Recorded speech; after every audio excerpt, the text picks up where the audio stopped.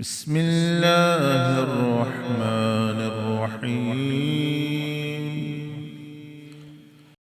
يا أيها الذين آمنوا لا تقدموا بين يدي الله ورسوله واتقوا الله إن الله سميع عليم.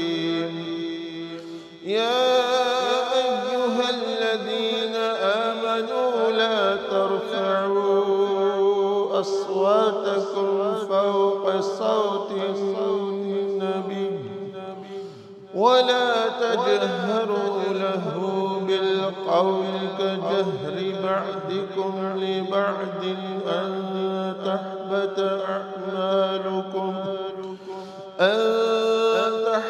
أعمالكم وأنتم لا تشعرون.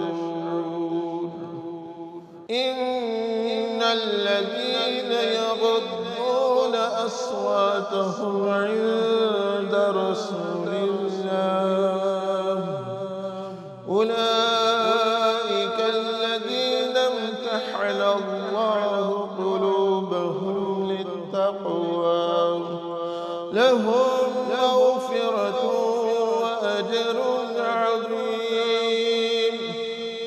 إن الذين ينادونك من وراء الحجرات أكثرهم لا يعقلون.